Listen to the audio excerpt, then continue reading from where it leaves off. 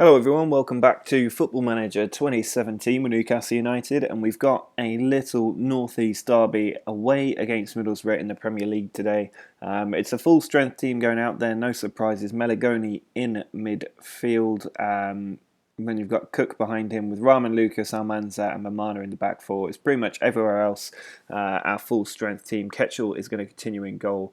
Now, last time out, we did have a pretty good episode, just that defeat to Spurs aside, but we beat Manchester City in a pretty intense 4-3 win. We went 4-0 up and they clawed it back to 4-3, nearly got an equaliser as well. But today it's a bit easier. We've got a nice run of 5 games that I'm hoping we can get maximum points from with our good form. We did beat Stoke 4-0 in our last game, so we are recovered from that Tottenham defeat.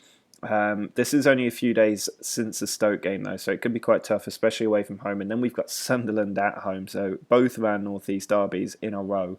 Then it's Bournemouth, Scunthorpe and Swansea before we take on Manchester United in the EFL Cup semi-final first leg.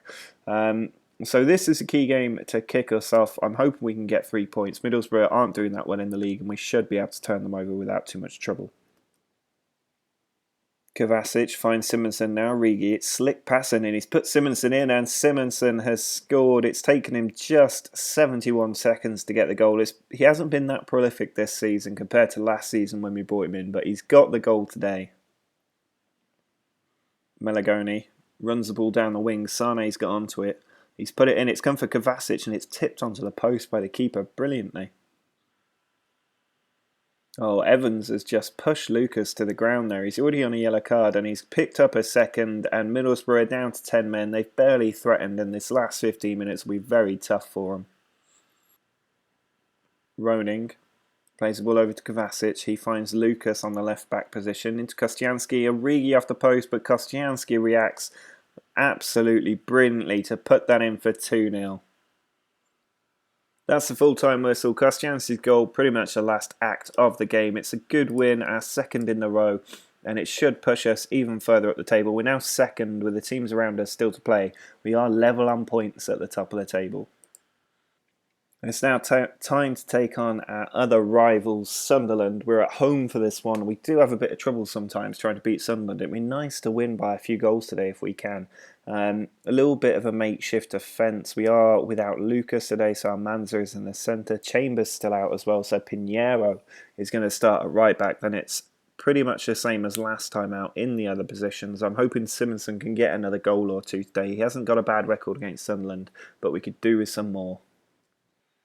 Meligoni finds Lewis Cook. There's a ball to Sane. He puts it out wide for Pinheiro, whips it across, and there's Simonsen with the goal. He scored against Middlesbrough, and now he's scored against Sunderland.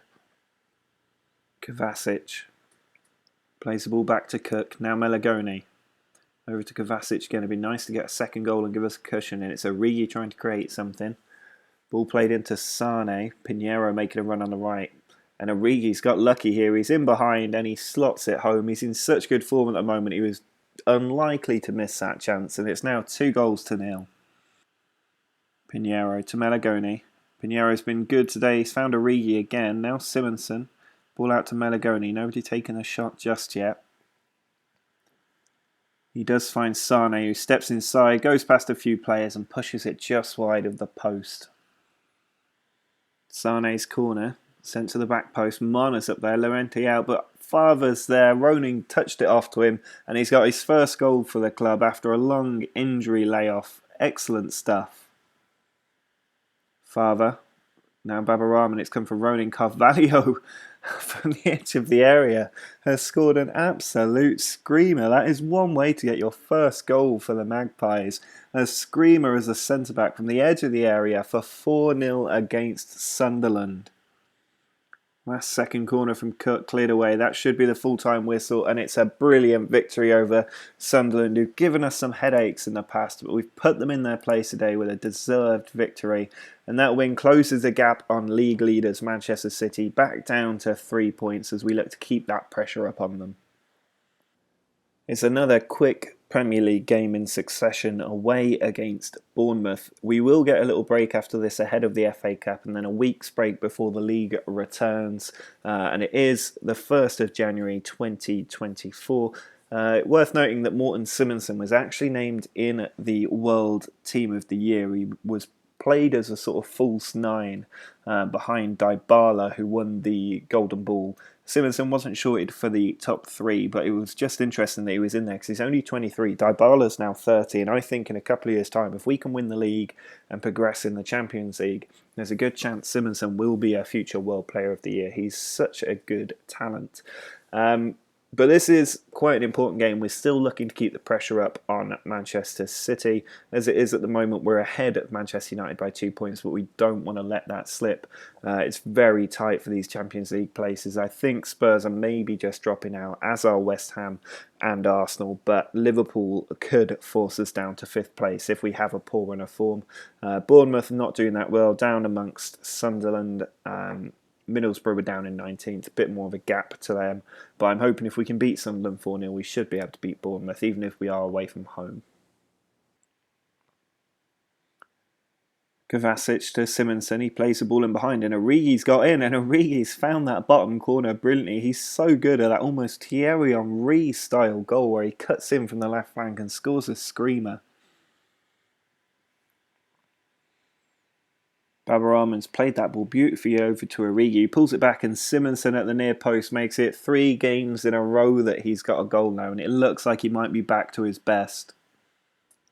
Shardy loses the ball to Melagoni. Now Roning's played that over the top first time and Leroy Sané's got onto it. He's had a quiet game but puts it in, and Simonsen slots it into that bottom corner to make sure of the 3 points. His 18th of the season, and it's going to be our 4th win in a row. There is a full-time whistle, a very, very good win from the team, absolutely dominating Bournemouth and giving us yet another victory that actually brings us level with Manchester City, who were beaten by West Ham. We are level with Manchester City at the top of the league table after 21 games. Chelsea can still leapfrog us, but we've got some breathing room over the teams below us, 2 and 4 points over Liverpool and Manchester United. United being held by Arsenal as well. It's a good day for us on the start of the new year, and hopefully we can carry this year through and make it the best year in Newcastle's history. Well, there's certainly some news to tell you about ahead of this FA Cup match, and I was so close to dismantling this team completely. We've had a bid come in for Scott Orr. Today's going to be his last game for the club because he's been a miserable sod for a while. It's going to be unfortunate because he came through the academy, which will be a big hit to our quotas. Especially for the cup competitions, because he is a very good player and he will become a very good player as well. He's not quite an inside forward though, and he's going to take a lot of development to get to that point. And if he's being miserable, despite everything that I've offered him, I offered him Champions League football, I offered him a pay rise, and he was still unhappy and wanted to leave. So he's going to go to Chelsea. The current transfer offer is for about £55 million. It's £41 million plus £9 million add-on if he plays 20 games for Chelsea, which I assume he will. So that'll be £55 million we get for Scott Orr. Not bad for a player who hasn't been that brilliant. He's done well this season, but an academy player, you cannot complain about that at all. Now, the more controversial one, and the one that I very, very nearly clicked yes on, I was hovering over that accept button for so long, was Divock Origi, which, as soon as I say the name, I know it's controversial because he's been pretty much our saviour this season. Simonsen is getting back to form, but we wouldn't be where we are without Origi's goals. And ultimately, that's what swayed my decision, because Real Madrid came in and offered £60 million pretty much up front in cash, and it was a lot of money for a player who's 28 years old. Now, one of the other things influencing my decision was the fact Origi's been with us for so long. He's been with us since 18-19, not the year, but the season 18-19, which is absolutely phenomenal given how much turmoil there's been in our team. But he's a player that we developed ourselves, and he is now world class. He had those seasons where he got back-to-back 30-plus goals. Not been that great the last 2 seasons, but he's hit 20 goals already this season. And I wasn't sure we'd get a replacement, and the last thing I want to do is sabotage our Premier League campaign this year. If we don't have a ready-made replacement and it's January, I don't want to pay January prices. I'm not going to let him go. The last one is Morten Simonsen. I've had 2 bids come in from Arsenal that I have flat out rejected. He is going nowhere. I set the asking price at 120 million pounds to try and dissuade people, but they're still coming in. I think Arsenal came in with bids of well over £60 million, possibly £70 million if I remember right. His value is already 39.5, but he's not going to go anywhere unless somebody comes in with absolutely crazy money. If a world record transfer offer comes in of about 120 million, I might have to consider it, but I'm pretty set on trying to win this bloody title. So until we've done that, I don't want to weaken the team at all, even if that money could be reinvested better in younger players. So that's kind of where we are. I'm not expecting anybody else to leave. I'm going to ship Scott Orr out, see if we can bring in a short-term, very good replacement to the end of the season for cheap money. But first things first, we need to take on Scunthorpe. Completely changed 11, so I won't run through the whole team. You've had enough time to look at it, but we should be able to progress quite comfortably. Rabiot puts the ball inside the box. Roning's there. He pushes it out wide to Sergi Samper. Ball across to Scott Orr, who turns the defender and is fouled, and he's got the penalty for us on probably his final game. Steps Roning for the penalty, and it's saved by Kijanovic. Morris, forward to Chamberlain. He dinks it over the top looking for Winchester. Instead, Muller plays it forward to Carvalho. Now Roning, looking to make up for that penalty miss. Rabiot plays it forward to Kostianski. He scored a few goals this season. Ball played back into the midfield. Here's Kostianski again. Loses the ball. Sergi Samper. Now Scott Orr cutting inside. Finds Kostianski, who's hit the woodwork with a brilliant effort. Corner from Roning. Nearly at the hour mark. Rabiot's header. But I think that's a penalty. The game just stuttering. It is Crackman with the foul, and we're going to have a second chance to try and score. Kostianski to take this penalty, and he sends the keeper the wrong way to get the goal. He probably should have been on the first penalty, but he's got his 7th of the season. Free kick for Samper, edge of the area. It's deflected in. That will make sure of our progress 2-0, and I think that's his first ever goal for our club. There's a full-time whistle. As easy a win as you will see from a second-string team. Scunthorpe never looked like causing an upset. It was just a matter of time until we broke them down, and if we could do it in 90 minutes, and that we have. Following the FA Cup match, we now have to take on Swansea. It's another away game in the Premier League. We then have Manchester United at home in the Premier League. That EFL Cup semi-final has been bumped, and it means we have to play Manchester United 3 times in 4 matches, which is pretty intense. And then it's followed by games against Liverpool and Arsenal, so it's such an intense run of form. So we could really do with another 3 points. We've been brilliant recently, and we just need to keep it up to date to give us a bit of breathing room. Scott Orr has now left. He's gone for 55 million quid. We'll definitely see every penny of that. It's 41 million pounds initially, 55 million with add-ons, but they are add-ons that are absolute guarantees. That's the way I negotiated it. So for today, we're switching back to the normal side. Callum Chambers continuing at right back. Then it's Mamana, Lucas and Rahman in the back 4. Cook, Melagoni and Rabiot. And then Origi, Sane and Simonsen. Simonsen and Origi are still both in the team, amazingly. Draxler cutting in from that left wing. Now Archer to Lucas Silva, our former player. Pulls it across to Pelletier. Chambers has won that ball though, and Simonsen has managed to win the 50-50 with Balde. He's still going, Simonsen. He's beaten 3 players there. Pulls it back inside for Sane. He sends it across to Melagoni. Now Rabiot. Tackled by Reynolds, but Cook picks up the ball. Finds Simonsen, who beats another player. Is in on goal, but shoots straight at Furness. Corner from Cook. A lot of players in there. Balde clears it out. Simonsen's onto it though. Now Chambers. He pitches it over the top. Clamping gets a header on it. Lucas just stops the Swansea player from getting there. Now Sane pulls it across. Rabiot in a good position. It's deflected and gone in. It's going to go down as a Rabiot goal. He's not been in the team recently because Melagoni's asked for playing time, but he's got a goal when it really matters. Cook inside to Melagoni. Now Rabiot. Oh, brilliant ball out wide to Babarahman. Takes the touch, sends the cross in, and Simonsen is the man there to slot it home. I think that's, what, 5 4 games in a row that he's scored. Reynolds finds Pelletier. Rodriguez has been allowed through and he has scored. It's the first goal we've conceded in quite a while. Origi pushes the ball out wide to Baba Rahman. Now Melagoni finds Rahman. Little passing interplay between the three of them. Breaks down with Nkudu. But Melagoni's picked up the loose ball. He's got Simonsen ahead of him. Here's Sane. Now Rabiot. Through to Simonsen. That was a great pass. And Simonsen is just onside to get goal number 20 this season. Simonsen pushes the ball out wide to Origi brilliantly. He's chosen not to cut inside. He holds up the play. Pulls it back. Simonsen's onto it. He's lost it. Origi picks it up, and Origi makes no mistake. 21 goals. He's just keeping ahead of Simonsen in the goal charts. Draxler plays the ball over to Reynolds. Archer with too much space after taking the throw, and he's found Rodriguez. Mamana with a brilliant clearance. It's fallen from Roning. Now Simonsen. Swansea have managed to turn over the ball, and then Nkudu's in behind. He pulls the ball across. Rodriguez, what was Ketchel doing there? He's just absolutely flapped at it. And Julian Draxler, playing for Swansea, has made it 4-2.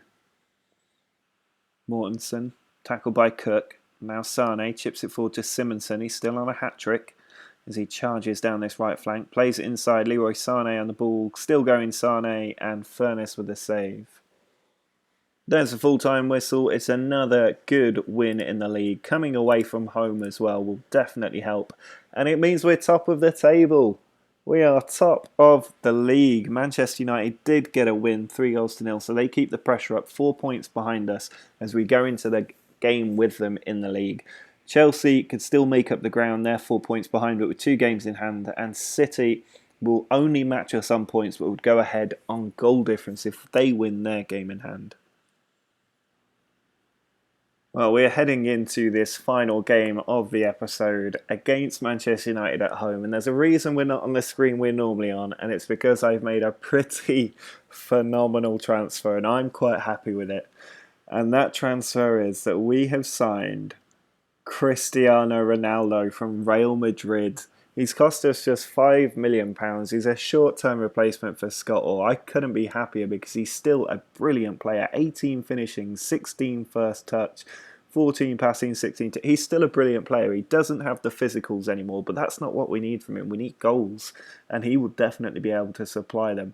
Just £5 million for him. He is planning to retire at the end of the season, so his big salary is not going to be a massive hit, and he's only on 145k, which in today's game isn't an awful lot. I am asking him to reconsider his retirement because he'll be just as good next season as he is this season. But if he doesn't, we get 6 months of having Cristiano Ronaldo, and that is absolutely phenomenal. So he will be starting this game. I did look at signing Gareth Bale, if you're wondering, but then Cristiano Ronaldo was available, and I thought, why not? And the reason he's starting is Origi is going to have to play up front because Morten Simonsen has picked up a blooming cold, or the flu. Man flu, probably. So he's going to miss this game. He'll be back for the next 2 matches against Manchester United. But it means Ronaldo is going to start on the left flank. His debut is against Manchester United, back in the Premier League. He's got Origi up top, Sane on the right, Rabiot, Melagoni and Cook in the middle, with Rahman, Lucas, Mamana and Chambers across the back 4. Arsenal were sniffing around Rabiot. They also came back in with another offer for Simonsen. This one well over £75 million. They're getting closer, but not anywhere near the level that I'd actually let him go. But I think Ronaldo for Scott Orr is a pretty good trade. Sane finds Origi. Rabiot's in the box. It's Sane again. The tackle's gone in from Paul Pogba, and we've got a penalty. It's Melagoni to step up. He is our regular penalty taker, and he buries it in the bottom corner for 1-0. There was a temptation to try and get Ronaldo on it, but we've put the game first and got the lead. Cancelo finds Gelson. Cook getting the tackle in, but it's come for Gribbing. Cook's got the ball though. Now looking for Origi. It's come for Baba Rahman, and now Origi is on the ball. Running at pace. Sane with him. He cuts inside. Finds Rabiot in the area, who makes it 2-0 with just over 10 minutes to go. I hope that is enough to keep us with 3 points. Gribbin's got in on goal, and he's completely done the keeper there. I didn't really see that attack developing, but they've managed to get the ball through, and it's almost an instant reply for Manchester United. Free kick for Gribben. They're looking to equalise instantly. The ball's cleared out. Gomez on the ball. Now Saul finds Ward-Prowse in the area and it's deflected just wide. We are living on the edge right now. There is the full-time whistle. We have managed to beat Manchester United, which gives us another crucial 3 points. That is 7 victories in a row in all competitions, and it puts us back at the top of the table. That is where we will finish this episode, sitting at the top of the Premier League, having just signed Cristiano Ronaldo. And who would have thought we'd be at this point when I took us over in the Championship? Manchester City dropped 3 points behind us. They need to win to get back their top spot. Chelsea also need to win, but I have a feeling they might be playing each other next. Well, that is going to be the end of this episode. As you can see, Manchester City won their game in hand. Chelsea didn't, which means that the top 3 are separated by just 1 point. It's level at the top between us and City. They just have a few more goals than us. Liverpool dropping much further back. They're 5 points behind us. Manchester United 7 points behind us after that game. I thought they'd be the most dangerous team, but it's not looking that way. And we are in with a brilliant chance of actually winning this title. We've got Manchester United home and away in the Football League Cup at the next episode. Watford and Coventry in there too before we take on Liverpool at home, and then I think it's Arsenal after that game. So it's going to be quite a tough episode, no doubt about that. But we are in a brilliant position, I think, to really kick on and get some silverware this season. Hopefully that elusive Premier League title. Cristiano Ronaldo will be a massive help in that battle. I don't think I'm going to be able to resist ruining the surprise by not including we signed Cristiano Ronaldo in the transfer window. It is one of the more difficult things to do in this game without cheating, but it turns out you just need to wait till 2024 and get him when he's 38 years old for 5 million quid. But he just is. He has probably the best longevity that I've ever seen of a player in Football Manager. Messi has similar ratings, but he's unsignable still, even at this point in the game. But that will be all for this episode. If you've enjoyed our transfer business, holding on to Simonsen, holding on to Origi, and signing Cristiano Ronaldo, please, please, please drop a like on the video. Subscribe as well if you haven't already. And until next time, see ya.